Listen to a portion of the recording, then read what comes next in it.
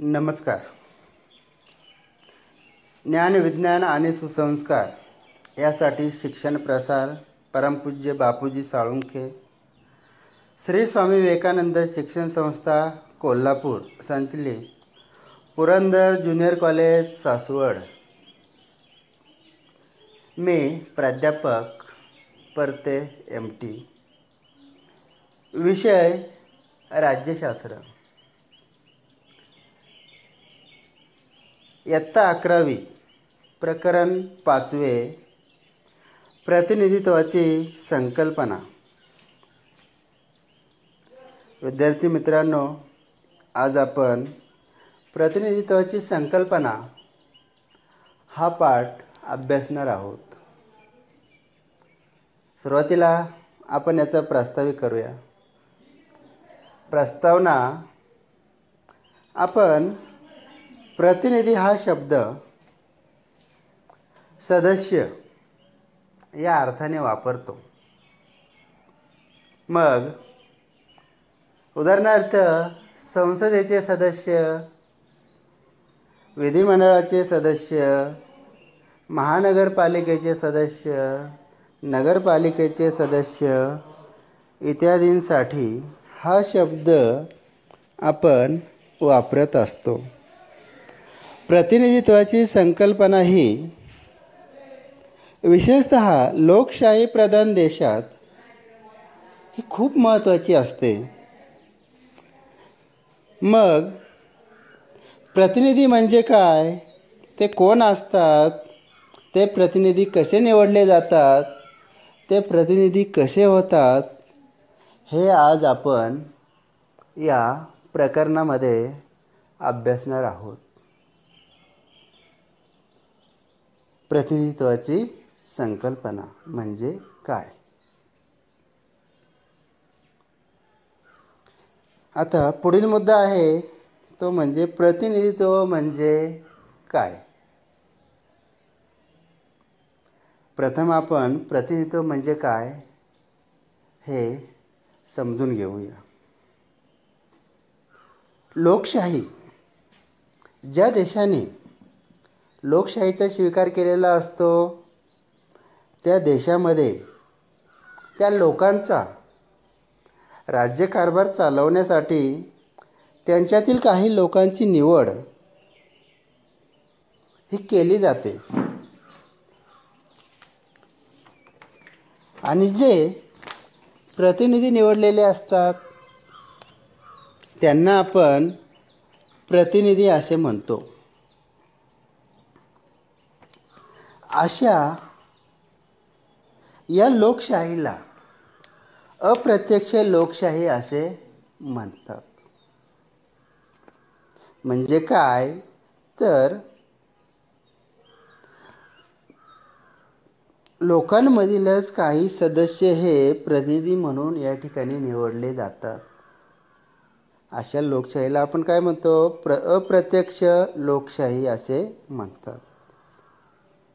मग या लोकशाहीत लोक स्वतःचा राज्यकारभार स्वतः न करता ती जबाबदारी त्यांनी निवडून दिलेल्या प्रतिनिधींकडे सोपवत असतात. म्हणजे या ठिकाणी लोक प्रत्यक्ष त्यांचा राज्यकारभार करत नाहीत, तर त्यांचा राज्यकारभार हा त्या प्रतिनिधींच्या मार्फत होत असतो. या व्यवस्थेला प्रत्यक्ष लोकशाही असे म्हणतात. उदाहरणार्थ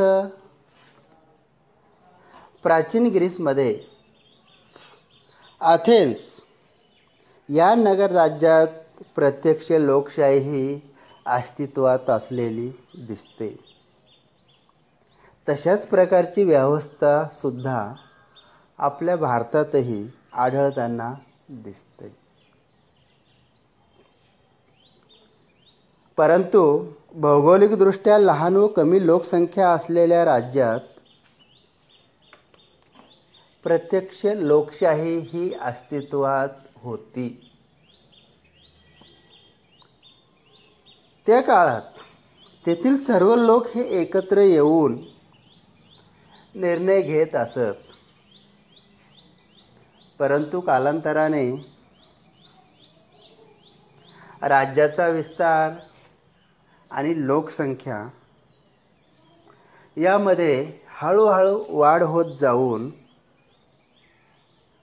त्यांचा राज्यकारभार पाहणे अशक्य होऊ लागले आणि यातूनच अप्रत्यक्ष लोकशाही अस्तित्वात आलेली आपल्याला पाहावयास मिळते. यालाच आपण प्रतिनिधित्व म्हणजे काय हे आपल्याला सांगता येते. यातीलच पुढील घटक तो म्हणजे राज्याचा दैवी अधिकार. मग राज्याचा दैवी अधिकार म्हणजे काय? म्हणजे याचा अर्थ असा की प्रातिनिधिक लोकशाहीची सुरुवात ही काय तर प्रातिनिधिक लोकशाहीची सुरुवात ही मध्ययुगीन युरोपात झालेली आपल्याला पाहावयास मिळते. परंतु काही तज्ज्ञांच्या मते ही व्यवस्था भारतातही असलेली दिसते. मध्ययुगात सर्वत्र लोकशाही अस्तित्वात होती. त्या काळात राजाची लोकांवर निरंकुश अशी सत्ता होती. लोक राजाला मानत असत. काही ठिकाणी तर लोक राजाला देवाचा प्रतिनिधी म्हणून मानले जायचे. म्हणजे प्रत्यक्षात देवाने राजाला प्रतिनिधी स्वरूपात पाठवलेले आहे असं त्यांचं मत होतं. यालाच आपण राज्याचा दैवी अधिकार असे म्हणतात. परंतु कालांतराने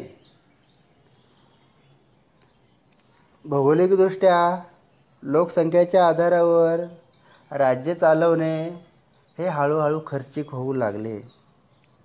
म्हणून राज्य चालवण्यासाठी लोकांवर कर लादले जाऊ लागले. मग हा कर गोळा करण्यासाठी काही प्रतिनिधींची नेमणूक करण्यात आली आणि त्या प्रतिनिधींमार्फत कर हा गोळा केला जाऊ लागला. परंतु हा कर एकत्र येऊन करांना प्रत्यक्ष मान्यता देणे हे शक्य नव्हते. त्याच कारणाने प्रातिनिधिक सभेची स्थापना झालेली आपणास पाहावयास मिळते. आणि लोकांचे करांचे जे प्रस्ताव होते ते प्रस्ताव करण्यासाठी एकत्र येण्यासाठी एक सभा या प्रतिनिधींच्या मार्फत स्थापन करण्यात आली. त्या सभेला आपण प्रातिनिधिक सभा असे म्हणतात. काय म्हणतात त्याला? प्रातिनिधिक सभा असे म्हणतात. मग आपण प्रातिनिधिक सभा म्हणजे काय हे थोडक्यात सविस्तरपणे खाली अभ्यासूया. मग प्रातिनिधिक सभा यात प्रातिनिधिक सभांनी निर्णय प्रक्रियेत त्यांचा सहभाग असावा म्हणून मागणी केली. म्हणजे काय तर राजा आणि प्रतिनिधी या दोघांमधील असणारा समन्वय. परंतु या प्रातिनिधिक सभांना राजे लोकांनी मोठ्या प्रमाणामध्ये विरोध दर्शवलेला दिसतो. आणि याचाच परिणाम म्हणजे प्रतिनिधी आणि राजे यांच्यात वारंवार संघर्ष हा झालेला दिसतो. म्हणून याचंच उदाहरण जर सांगायचं म्हटलं तर 1940च्या दशकात 1640च्या दशकात इंग्रज यादवी युद्ध आणि 1789 साली फ्रेंच राज्यक्रांती ही दोन मोठी उदाहरणे होत. यात युनायटेड किंगडम हा राजेशाहीच्या मार्गावर गेला. युनायटेड किंगडम हा कोणत्या मार्गावर गेला तर राजेशाहीच्या मार्गावर गेला आणि फ्रान्स हे प्रजासत्ताक बनले. राजेशाहीचा पराभव होऊन प्रतिनिधी सभांनी संपूर्ण राज्यकारभार आपल्या हाती घेतला. का तर युनायटेड किंगडमने राजेशाहीच्या मार्गावर गेला आणि फ्रान्स हा काय झाला प्रजासत्ताक बनला. त्याचा परिणाम म्हणून या प्रतिनिधींनी संपूर्ण राज्यकारभार हा आपल्या हाती घेतलेला दिसतो. या सदस्यांना राजकीय प्रतिनिधी म्हटले गेले. का तर पूर्णतः राज्यकारभार त्यांनी काय केलेला होता हा आपल्या हाती घेतलेला होता. यातूनच सामूहिक शासनाचा कारभार पुढे चालवला गेला. परंतु त्यानंतर 19व्या शतकानंतर राजकीय प्रतिनिधित्वाची ही कल्पना युरोपसहित संपूर्ण जगभर पसरली. त्यानंतर बऱ्याच राष्ट्रांनी आशिया असेल आफ्रिका असेल या खंडांमध्ये आपल्या वसाहती ह्या निर्माण केलेल्या दिसतात. याचाच परिणाम म्हणून आशिया व आफ्रिकेतील लोकांनी त्यांच्या देशातील निर्णय प्रक्रियेत त्यांचा सहभाग असावा म्हणून या वसाहतींकडे मागण्या केलेल्या दिसतात. उदाहरण द्यायचं झालं तर उदाहरणार्थ भारतातील 1857चा राष्ट्रीय उठाव हे उत्तम उदाहरण होय.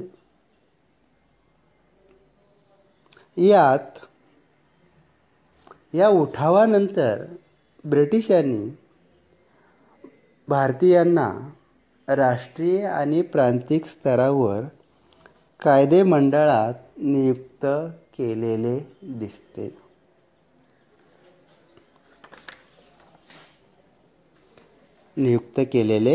दिसते. यानंतरचा पुढील टॉपिक प्रतिनिधित्वाच्या पद्धती. म्हणजे आपण जे प्रतिनिधी निवडतो मग त्या प्रतिनिधित्वाच्या पद्धती कोणत्या हे जर सांगायचे म्हटले तर प्रतिनिधित्वाच्या पद्धती ह्या आपल्याला खालीलप्रमाणे सांगता येतात. प्रत्यक्ष लोकशाही देशाचा राज्यकारभार चालवण्यासाठी प्रतिनिधी निवडीच्या वेगवेगळ्या पद्धती असतात.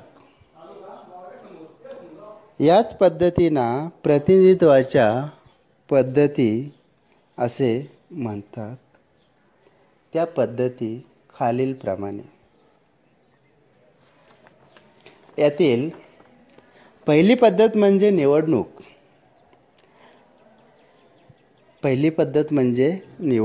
या प्रकारातून लोकांना त्यांचे प्रतिनिधी ठरवण्याचा अधिकार असतो. आपल्या भारतात पहिली सार्वत्रिक निवडणूक ही 1952 साली झालेली होती. लोकप्रतिनिधी कोण असावेत हा अधिकार या प्रातिनिधिक सभांना असतो. ही झाली पहिली पद्धत की निवडणूक. दुसरी पद्धत म्हणजे नेमणूक. या पद्धतीत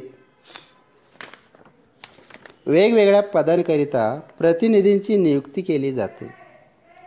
उदाहरणार्थ शासकीय अधिकारी तसेच इतर आस्थापनावरील अधिकारी सदस्य.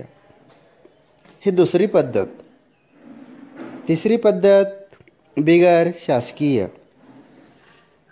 बिगर शासकीय म्हणजे काय तर या पद्धतीत नागरी समाज लोकांचे प्रतिनिधित्व करण्याचा प्रयत्न केला जातो. हे प्रतिनिधी विविध हितसंबंधी गट, दबाव गट यांच्या माध्यमातून ही बिगर शासकीय पद्धती अवलंबली जाते. अशा प्रकारे निवडणूक, नेमणूक आणि बिगर शासकीय या काय आहेत तर प्रतिनिधित्वाच्या पद्धती आहेत. पुढील घटक निवडणूक पद्धतीचे वर्गीकरण. आपण प्रतिनिधित्वाच्या पद्धती पाहिल्या. आता निवडणूक पद्धतीचे वर्गीकरण. जसं प्रतिनिधित्वाच्या पद्धतीमध्ये 3 घटक येतात तसंच निवडणूक पद्धतीचे वर्गीकरण करताना सुद्धा या ठिकाणी 2 पद्धतींचा अवलंब केलेला आहे. 2 पद्धतींमध्ये वर्गीकरण केलेले आहे. यामध्ये 2 प्रकार पडतात. पहिला प्रकार आहे एक सदस्यीय मतदारसंघ आणि दुसरा प्रकार आहे बहुसदस्यीय मतदारसंघ. एक सदस्यीय मतदारसंघ म्हणजे एकच उमेदवार. बहुसदस्यीय मतदारसंघ म्हणजे एकापेक्षा जास्त उमेदवार. मग यातील पहिली पद्धत एक सदस्यीय मतदारसंघ. एक सदस्यीय मतदारसंघात अनेकत्व आणि बहुमत. या एक सदस्यीय मतदारसंघात अनेकत्व आणि बहुमत ही एक सदस्यीय पद्धत वापरली जाते. या पद्धतीत जास्त मते मिळवणारा या ठिकाणी निवडून येतो. ही पद्धत भारतात विधानसभा आणि लोकसभा घेण्यासाठी वापरली जाते. यालाच आपण काय म्हणतो एक सदस्यीय मतदारसंघ. दुसरा मतदारसंघ बहुसदस्यीय मतदारसंघ. बहुसदस्यीय पद्धतीत 50% पेक्षा जास्त मते मिळवणे आवश्यक असते. याला आपण बहुसदस्यीय मतदारसंघ म्हणतो. म्हणजे भारतात ही पद्धत राष्ट्रपती, उपराष्ट्रपती यांच्या निवडणुकीसाठी वापरली जाते. मग या बहुसदस्यीय मतदारसंघात जी पद्धत वापरली जाते त्यास आपण प्रमाणशीर पद्धत असे म्हणतो. परंतु या पद्धतीतही उपप्रकार म्हणजे एकल संक्रमणीय मतदान पद्धत. यात उमेदवारांना आपण मतदानाच्या द्वारे पसंतीक्रम देत असतो. पसंतीक्रम हा दिला जातो.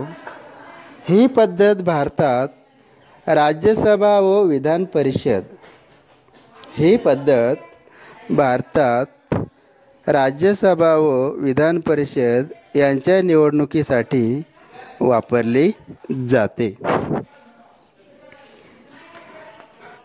हे झालं निवडणूक पद्धतीचे वर्गीकरण. पुढील घटक मतदानाचा हक्क. मतदानाचा हक्क.